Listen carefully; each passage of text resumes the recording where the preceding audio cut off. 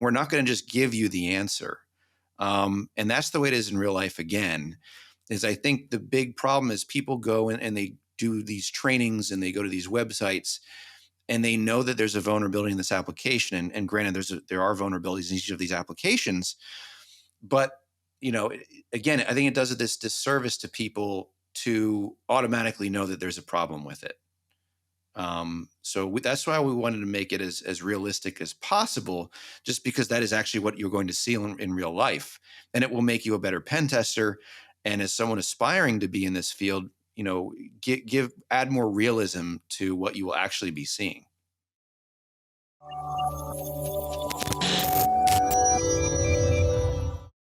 Hello and welcome back to the Cybrary podcast. I'm your host, Will Carlson, Senior Director of Content here at Cybrary, and I have the distinct privilege today to be joined by an amazing instructor, a longtime Cybrary member on the content development team, Clint Kehr.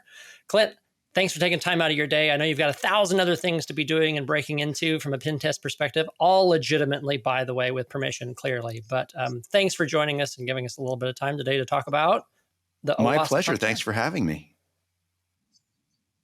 Absolutely a pleasure every single time. So we're here, OWASP Top 10. It's always been the same, always and forever. It never changes until it changes. Right? Yes, we learned that the hard way in making this course that we've rolled out. What's changed? OWASP previous version to current version, and what's your readout on thumbs up or thumbs down to those changes? Sure. So, OWASP is updated. The OWASP Top 10, or Top 10 security risks, are updated intermittently. So, this has been happening for a long period of time, since the early 2000s. And of course, COVID didn't help things, but the most recent version we had was OWASP Top 10 2017 into 2020, into 2021, and it was getting kind of dated by that point. But in the interim, when OWASP, OWASP is a big name, and the top 10 security risks, especially in the web app pen testing world, is such a big deal. This is the things these are the things that vendors care about. These are the things that executives, that CISOs, that security practitioners care about and look at, are the OWASP Top 10. So what's built around that? Security tooling's built around that. Executive summaries, matrices, and a whole bunch of things. Interview questions for jobs for web app pen testing is built around the OWASP Top 10. And to the benefit of that, they've created intentionally vulnerable web applications. In fact, OWASP has WebGoat, which goes over the OWASP Top 10 in quite good detail. And other people have made web applications that do that. Not that I'm a big fan of using things that are intentionally vulnerable from a pen testing perspective, maybe from a beginner perspective. But that's to say that for a very long time, we knew what the OWASP Top 10 was. And then sometime last year in September, while we were making this course, and I think we were about halfway through making the OWASP Top 10, and I remember, Will, we were talking, and you're saying, Clint, it's 2021. Why are you saying the OWASP Top 10 2017? Well, in good fashion, halfway through making the course, OWASP decided to update the top 10 and change things. I wouldn't say dramatically, but significantly compared to previous years. A material change for us, for sure, right? Yes. And things that you would think would be no-brainers, things that you've seen like cross-site scripting or SQL injection, or XML external entities from 2017, these things were changed. And I think, my opinion in some ways is for the better, because if you take something like cross-site scripting and you put it into injection, injection attacks and injection vulnerabilities are very concerning because they can lead to remote code execution.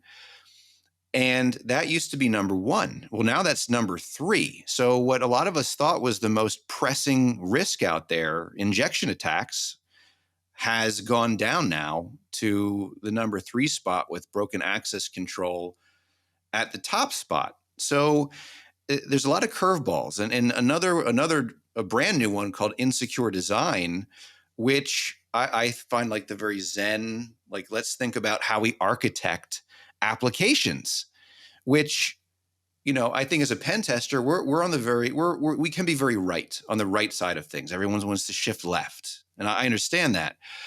So I think that is a great benefit to the OWASP Top 10 2021, is that we're pivoting more mentally to try to get left of this and understand how we're architecting applications and how we're thinking about security from the very beginning. And in the slide deck, I use the leading Tower of Pisa, and how that's a great metaphor for an architectural flaw that we have learned from in the past, but is this glaring eyesore, if you will, of if you don't have a strong base, if you don't architect something correctly, how, to fix that, it's easier to fix it in the beginning than at the end.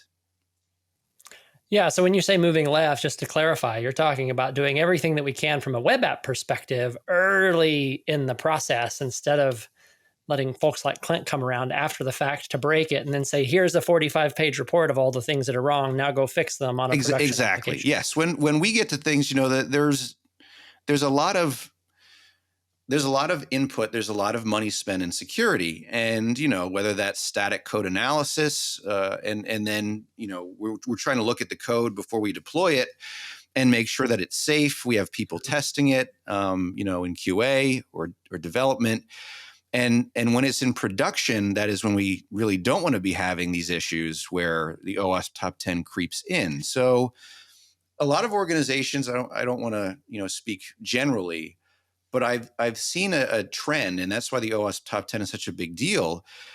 Is there, and I was saying a lot of vendors out there cater to this, because we're telling our software developers that they need to think about the OWASP Top 10, because it's an easy way of thinking about the top 10 security risks that are out there. And it was very manageable, because in the top 10, what you need to understand is what are called CWEs. Which is a MITRE thing. People confuse CWEs with CVEs, where V is vulnerability for a specific piece of software, like your WordPress site has a SQL injection, whereas CWE is what is a SQL injection. So they had 3 or 4 CWEs mapped to the OWASP Top 10 traditionally. And in 2021, now, I think for insecure design, they have like 40 CWEs. And I think from a complexity perspective, it makes things infinitely harder to grasp. And, I don't envy OWASP with having to reformulate and rethink about the OWASP Top 10, but I think they thought it was overly simplistic before. And they're trying to say, okay, well, how can we wrap our head around this? And I'm very curious to see when they do update this from 2021, if they think it was a good idea to go from 30 CWEs to now like 400 CWEs mapped to all these categories. Because I can tell you, making this course, trying to understand all these CWEs that go into each of these categories was not easy. It's not like I could go through each and every CWE and and really understand all of it. Whereas the 2017 version, it was easy to look at these CWEs and understand what they were and digest them. So it's going to take somebody a whole lot longer to truly grasp all of the new OWASP 2021 content. Yeah. So it's still the top 10, right? So it would indicate that it's just as simple as it's always been, but having so many more common weaknesses, enumerations, CWEs built in there, it's just, to your point, it's just a whole lot more to get your head around. And how did you go about covering them all from a courseware or a content perspective? What was that approach like? I mean, I'm sure it would have been simpler before if we had, just held on to the 2017 version, but now, to your point, with so much more there, it's clear OWASP is trying to still distill it down into an actionable set of 10, but is it really an actionable set of 10? And kind of how did that present itself as you were trying to build out content around that? So, I tried to pick, with all the CWEs, I tried to pick what I thought was one of the more interesting or something that I see as something that learners should understand. And the big thing for me is the hands-on aspect. I have a very short attention span, and listening to myself talk, making video content is, I didn't want that to be the focus. I think traditionally the focus has been watching videos, and I study for certifications and courses, and I can tell you it's very easy for me to get distracted watching videos. So I wanted it to be on the learners to actually get hands-on practice. And I have to thank Ray with CyDefe and that group, because we kind of ideated through each of these top 10 and thought, hey, how can we get someone to really grasp this? And we built labs around each of these top 10, picking the more, I don't want to say more applicable CWEs, but maybe the more interesting CWEs to us, and having learners understand that. In addition to that is a news article, because I thought, okay, well, the big thing for me, if I'm hiring somebody, or, as a web application security engineer speaking to somebody, we want to speak to real world situations. So the real Mhm. world situations being what you're going to be seeing in this course. So in each of one of these modules for each of the top 10, there is an actual something pulled from the headlines that you will read about and answer questions about, and try to understand what's going on. Like, I'm going to pick on insecure design because that's the most recent one we did.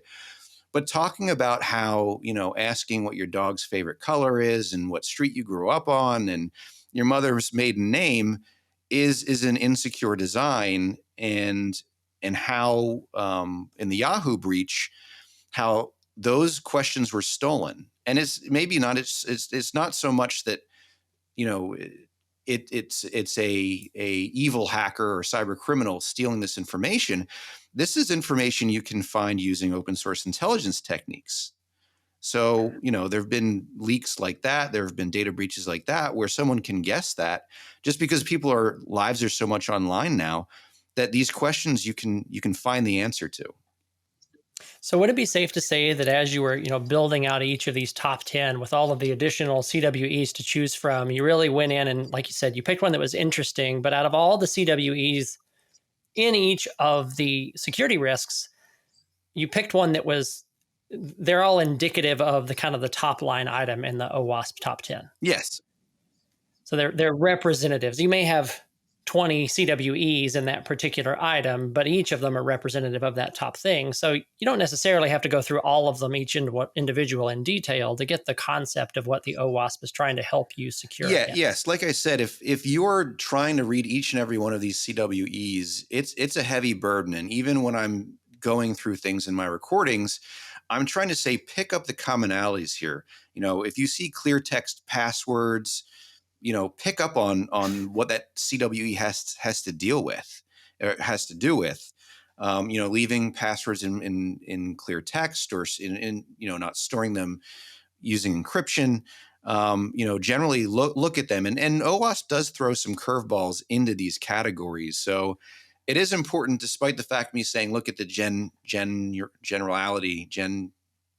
the general nature of the risks. You know, take a look at least visually look at them and see what generally the category has to deal with. And OWASP, from what I can tell from their website, they do pick out, if you look at their official website, they do pick out like 3 of the most interesting or relevant CWEs that they think relate to that category. So it seems like even for them, they've had this kind of trade-off where they're trying to throw so much in there, but they can, they pull out like, these should be top of mind. I mean, I have the website pulled up, and I don't know if you want me to do some examples, but for example, injection, we're looking at things like SQL injection. We're looking at things like Mhm. um, cross-site scripting. So things that they're trying to call out things that have changed.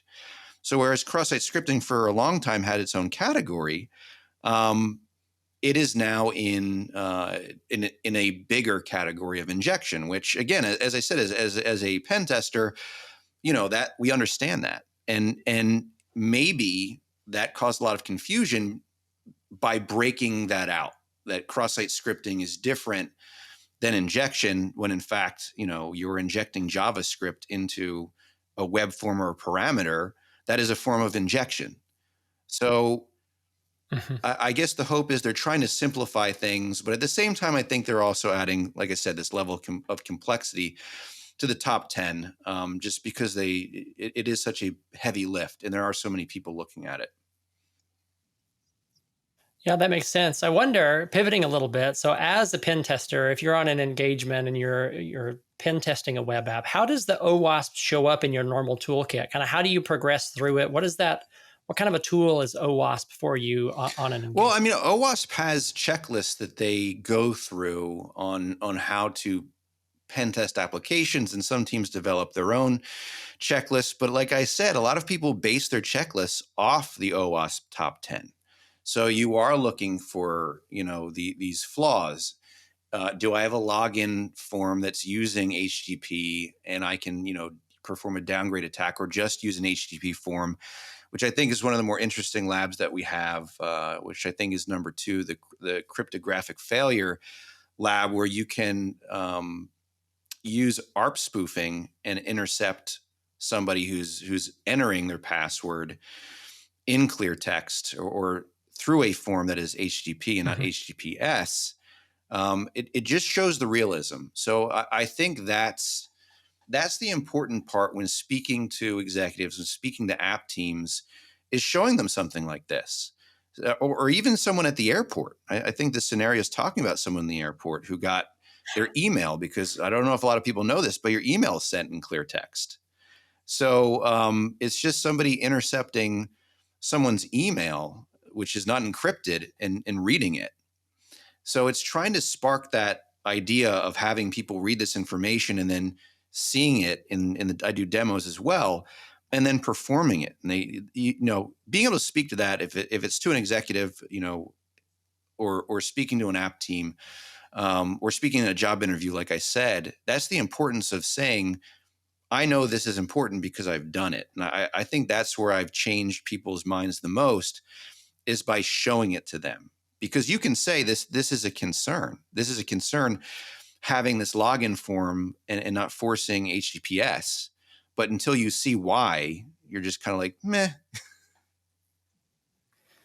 Yeah, no, I totally get it. One of the most clarifying moments I had in my career that way was cracking some passwords of some of inadvertently, right? I didn't know who it was going to be. It was just whose were the most vulnerable. And you go into the security presentation for the executive team, and some of the C levels are the ones, previous role I was in, that they're the ones whose passwords you now know, because they were abysmal to begin with, and an IT configuration wasn't set the way that it ought to be. And there were some light bulbs that went on at that point in time, because, again, to your point, showing somebody something instead of, well, OWASP said it's important and they know best, that doesn't get a whole lot of mileage with folks. I agree. And I think, like, even number one, broken access control, we look at IDOR vulnerabilities. So in essence, if I log into a web application and I'm customer 5, and I change the parameter from customer 5 viewing my information to 4, and I see your information,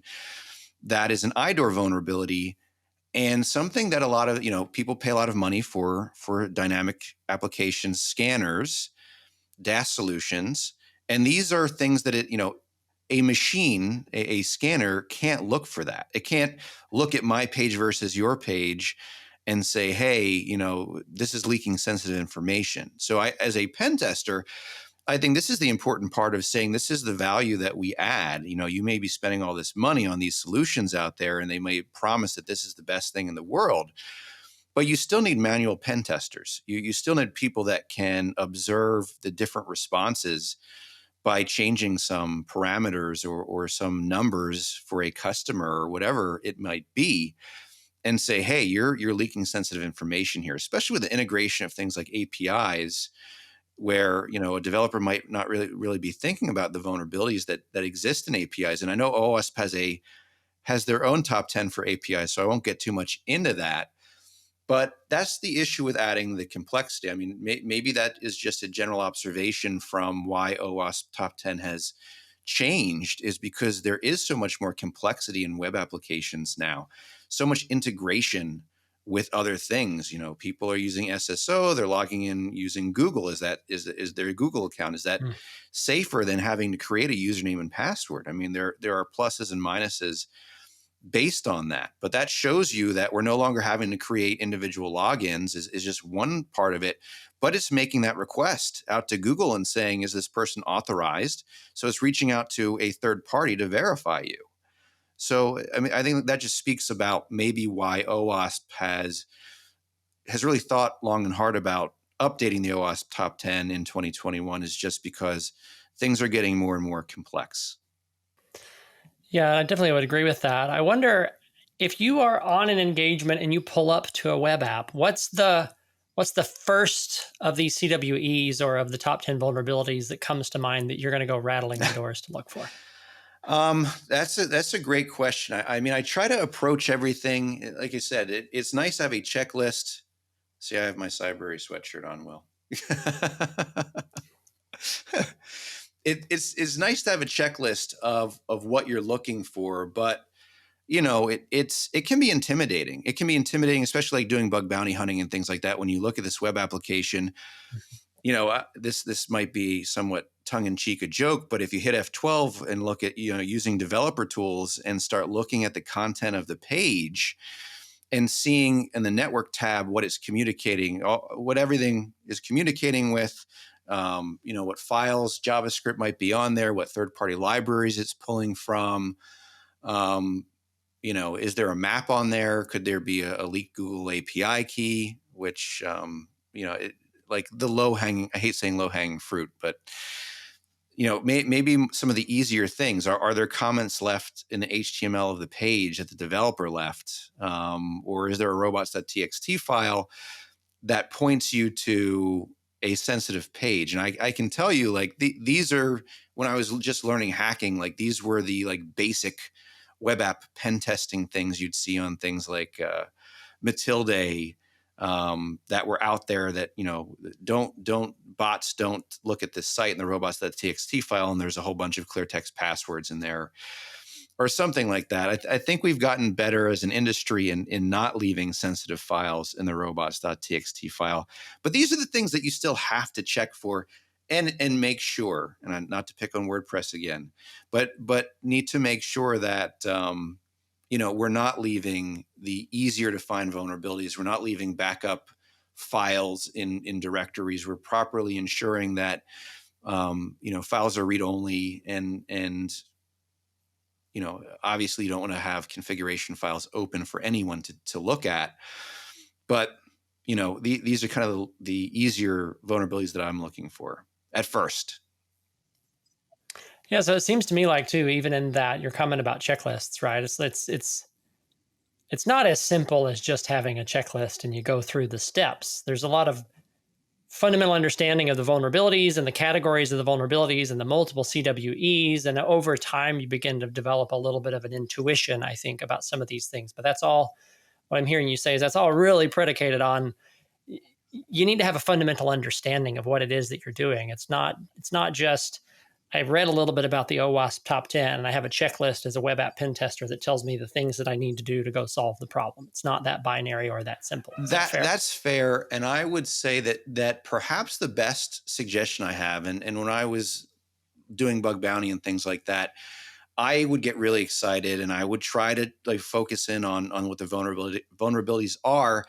But the key thing is to slow down and understand what the app does. And I don't think you have to be a developer. I didn't come from a developer background to be a good pen tester, but you need to understand things like what is the application written in, what kind of libraries are used, what is the functionality of the application, what is the developer intending it to. And obviously you're trying to look at the unintended things that the application can do to find the vulnerabilities, but slowing down and taking the time to really understand what the application is meant to do will pay off in the end, as opposed to you just running burp active scan and keeping your fingers crossed it finds everything. So I talk about the Zen of insecure design being this new category in OWASP Top 10. But as pen testers, when we're testing things, we need to take a step back and realize that we need to really understand what the developers are trying to do, and then go forward from there and use our checklists and test from there. Yeah, I think that's an interesting one. Your point about understanding what the app's supposed to do. You're not going to know what insecure design might look like if you don't know how the parts and the pieces are put together. And then I think that quickly leads right into security misconfigurations and some of the others, right? So it's not just here's a web app. I'm going to go banging on the doors and see where I can find my way in. It's really I think it's phenomenal advice to stop, slow down. What are they trying to accomplish? How would they go about accomplishing that? And what do I know based on that, where some of the vulnerabilities in that might be? Because to your point, if you see that map and well, that's a Google map. I know that. Well, let's go see what else we can find along those lines. So that's a really interesting one to slow down and to look, because there are a number of the OWASP Top 10 that really, I think, require you almost to have a better understanding about the web app itself. And as things get more complicated and maybe are secured, hopefully a little bit better, it's not as simple as pulling up your checklist and you find a vulnerability right away and you're on with life writing your report. Yeah, and I mean, I've talked a lot about bug bounty, but I mean, there's different objectives as well, right? I, as a pen tester, I'm trying to find all the vulnerabilities. Web app pen testers may find a niche vulnerability. So we're talking about things like HTTP request smuggling, which I think got very big in the bug bounty world, is in the OWASP Top 10, is something that people are starting to think more about. But has that also been used? And this is my Intel brain coming in from that perspective. But how often have we seen threat actors using something like HTTP request smuggling in the wild to attack something? I mean, it's an incredibly noisy attack to bombard a server with these HTTP requests, with these get or post requests to, have to serve malicious content or a malicious request. So again, I think that goes to the realism of, speaking to an executive, speaking to app teams and trying to explain why this thing is important. So, these are the things I was trying to think about in making my course, because HTTP request smuggling is pretty cool. But as far as realism, and it would make for a pretty cool lab, and there are really cool labs out there that use HTTP request smuggling, and it's something I've definitely seen called out before. But from a cyber threat intel perspective, how often have we seen this? Is this something, as a CISO, I should worry about some APT using against my server? Should this keep me up at night? And these are the things I think we need to think about as web app pen testers. I think it's really interesting. Probably, maybe if I'm lucky one day, I'll be able to get our good friend Matt on with us as well, our adversary emulator, to talk through some of the differences between pen testing and adversary emulation. And that I think people often think it's, it might be one and the same. But I'm curious, just real quickly, as a pen tester, how would your approach be different from somebody like Matt? Yeah, that is an excellent question, and a question that comes up often is what's the difference between a pen tester and a red teamer? And there's actually quite a bit of difference in the way that we approach something. So I don't want to distill this down too much and make it too easy to think about, but I can be as noisy as possible as a pen tester. I want to find all the vulnerabilities I can, whereas someone like Matt has a specific objective to test a certain feature or function, see how if blue team responds, if they detect it. Obviously, Matt has a bad day if blue team detects it. But they rely on stealth, and they rely on emulating APTs in these kind of situations where let's think about Print Nightmare, just because I've done that course.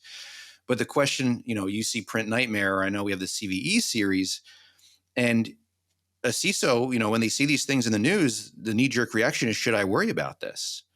And that's something where someone like Matt would think about, like, hey, if I'm an APT, how likely am I to operationalize this and exploit this? Mhm. As a pen tester, my job's a little bit more like I have this specific application I have to test.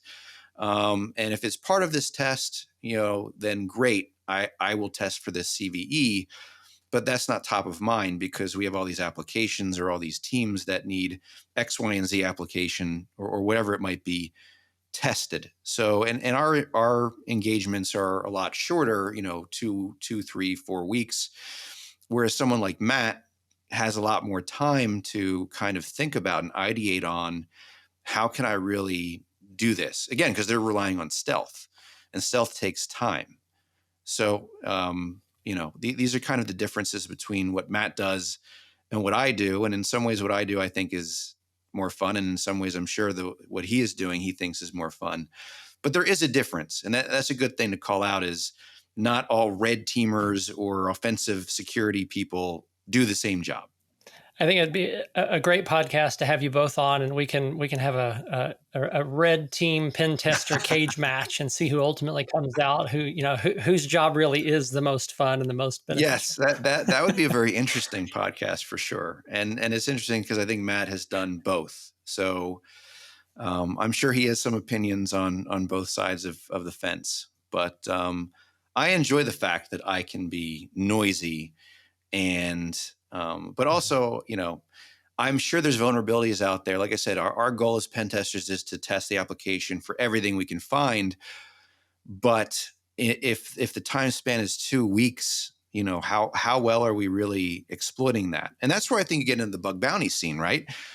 Because if you open up your application to the bug bounty team after pen test is done, pen test is a point in time test. What happens? Is there a regression in the application? Is there a code change?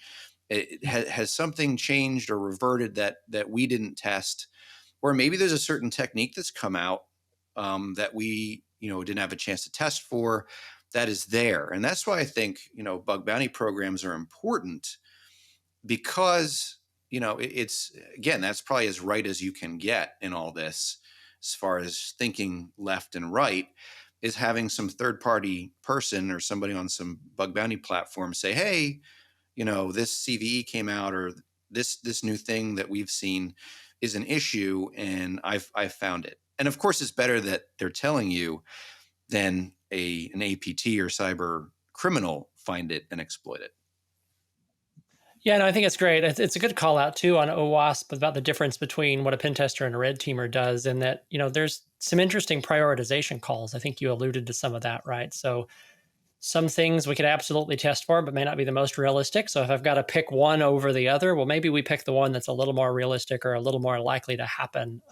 But some interesting context to go in. And I think you worked really hard when you built this course to make sure you were aligning to things that leaned a little bit more on the side of that's something that you might actually encounter versus something that just happens to be illustrative and mentioned in the OWASP top 10. Absolutely. And I do talk about some big breaches. And, I think that's what I'm really trying to drive home. And I tried to build the labs with Ray around more realistic scenarios. Not to say we did that in every single case, but that's why I thought it was important pulling articles from the headlines so that people could attach a real world scenario to that OWASP top 10. And OWASP gives some examples, but I think, really connecting the dots, using these different modalities of learning was important in this course design, because I didn't want it, again, to be just watch this video.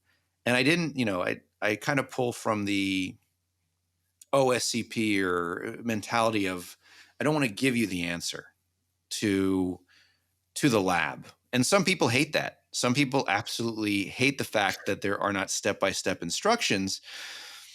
But I think, as if we get again Zen and into the hacker mindset, hackers were not given instruction manuals. I said you can use a checklist, but ultimately you need to be persistent and figure things out. And exploits have worked because I've used one space or a different character.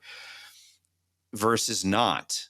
And the exploit has failed so many different times. And I think I said this in the first podcast I did with you guys, was you can do something 1,000 times and fail, but you make one character a different character, you add a space, you do something different, and you're able to successfully perform some type of SQL injection or something like that that's significant, all because you put the time into it. And no one gives you an instruction manual for that. No, and that one space may be what gets you the shell and gets you the win I for the guess I day, guess I right? should speak in web app terms. Are you URL encoding it versus not URL encoding your payload, and that can be the difference. So you've mentioned insecure design a couple of times, but I don't want to assume here. Is that your favorite family of security risks, or do you have another one that, for whatever reason, you're most I drawn think I'm picking towards? on insecure design because I don't really have a lab about that, because it was very, I do a demo, and I didn't mean to pick on the developer, but it was a file upload vulnerability, which we see a lot of as soon as we see a file upload feature to an application, as pen testers, we get very excited because it's typically vulnerable. But I show how the extensions, how the developer wrote certain extensions to be blocked. So there is a deny list that the developer is using, and I say, well, maybe this wasn't the best way to design the application. Again, as someone trying to do something for the community, it's open source, and I appreciate it. But the fundamental design is, if you had someone like me come in there and talk about designing this application, I would say, hey, that's maybe not the best way to go, is have this deny list. But I'd have to say, there's just so many. I really like XXE attacks, XML external entity injection attacks. I did a talk on it at B-Sides Nova last year. I really like them, and last year it had its own category, and this year it doesn't. It's rolled into another category, but we kept that course. We kept the XML or the XXE course in just to show out of posterity that it still applies. And that, I think, is my favorite type of attack. So I guess I'm being old school in that sense, that despite the fact it was rolled into another category, it is still my favorite. Yeah, it's still indicative of that category, right? Yes. Well, that's what I'm saying. We're taking cross-site scripting out of its own category and putting it into injection attacks. And I don't want to be wrong here. I think it's is it software and data integrity failures that XXE was rolled into? Sorry, security misconfigurations. Yes, it was rolled into security misconfigurations is where it lies now. But that's the thing too, right? Is you have a lot of people that will say, I was in a course recently, and the instructor said, XXE, or that's on the OWASP Top 10, and he's not wrong. He wasn't wrong. The fact is, it's just now into security misconfigurations, and it doesn't have its own category anymore. So, I mean, these are the things too, and why I harp on the fact that you can say, I get worried when people say I've been doing this thing for 20 years, and they kind of sit back and say, I know what I'm doing. But that's the fact is, you can't. And as an instructor, you can't kind of sit back and say, I know what the OWASP Top 10 is. You need to get savvy on the new OWASP Top 10. And also, a lot of job seekers, right? A lot of job seekers out now can show that they're up to speed on the new OWASP Top 10 by taking this course. And of course, you don't want to be impolite if somebody says, tries to correct you. But, that might be indicative of the people you may potentially be working for, if they don't realize that there's been this update, and that, there are new things on OWASP Top 10, like SSRF being, the 10th category now. Maybe that's indicative to you as a job seeker that the place you're working for is up to the latest and greatest stuff and is not letting things lag. I've got one last question for you, Clint. It's one I think you might have a little bit of an opinion on based on our working together for a while. But how important is it, or was it to you when you were working on OWASP here, that we had custom web applications that were vulnerable and not COTS solutions.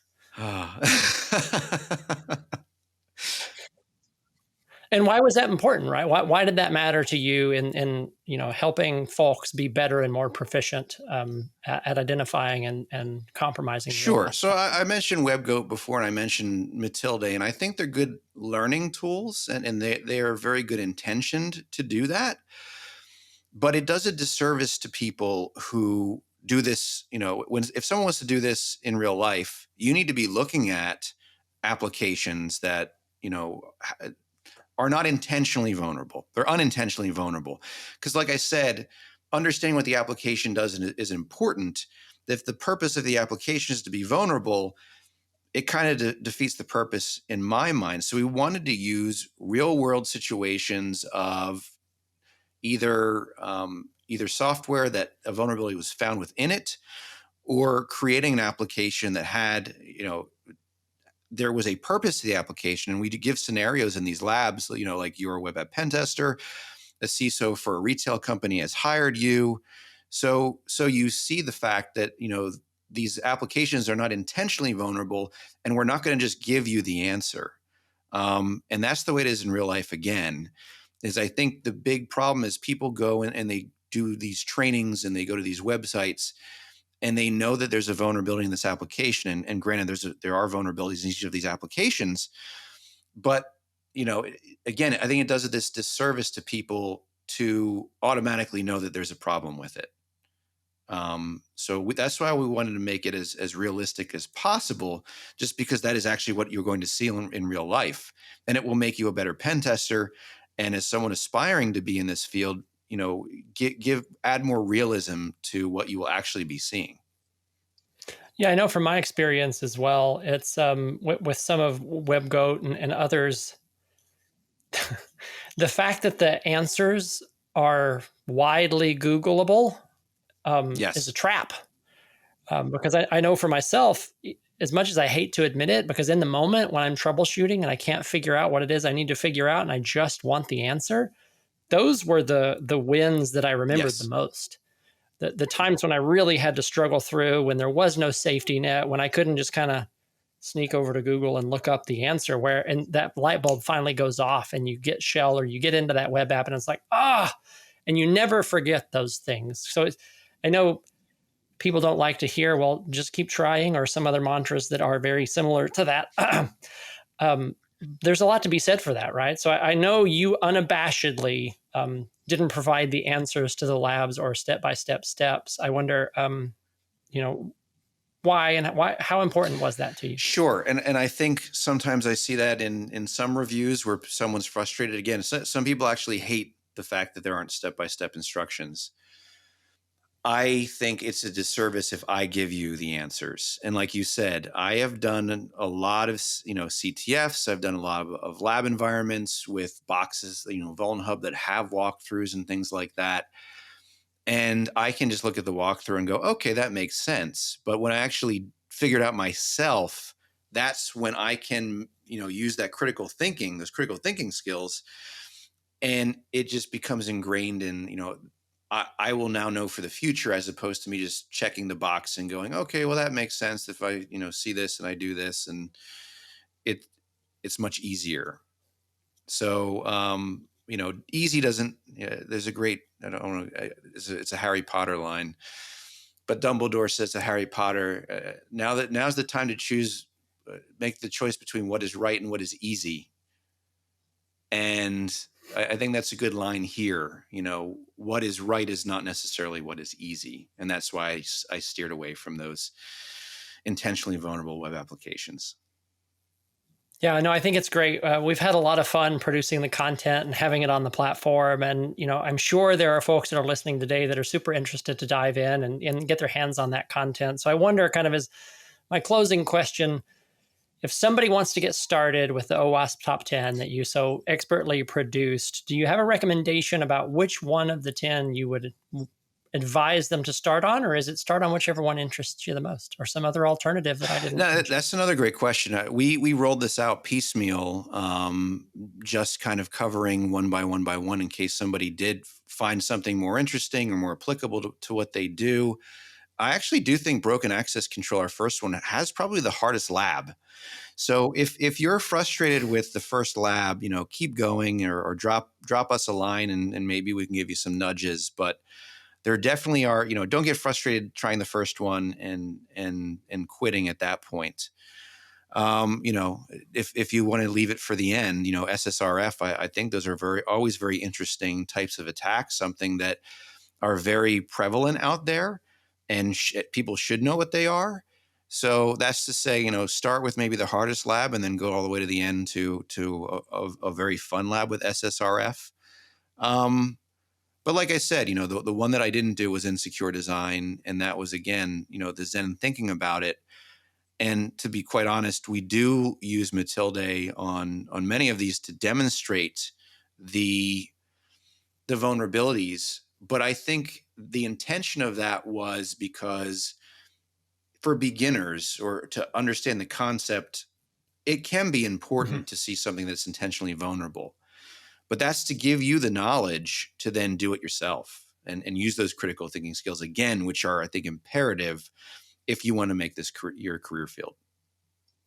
Yes, I think that's a great call out here at the end. So in not providing people the answers to these labs and environments, it's not like you're just throwing them to the wolves, right? I mean, you spent a whole lot of time and built courses around this material to give them the information that they would need to ultimately succeed in the lab that they don't have the answer for. So if you're frustrated, go back, do a little digging, go back through the content again, look at some of these intentionally vulnerable web apps, and get your feet a little bit more wet and dive in, and you'll be much better off having struggled through that lab environment and finding the answer on your own than if you were given some step-by-step instructions. I'm certain you and I will both agree. Yeah, and we do leave the Matilde application out there for people to try themselves. So it's not a complete throw to the wolves. It's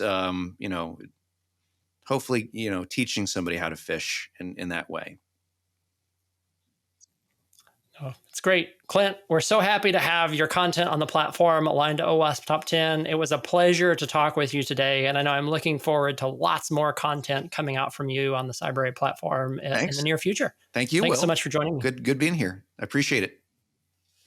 Take care.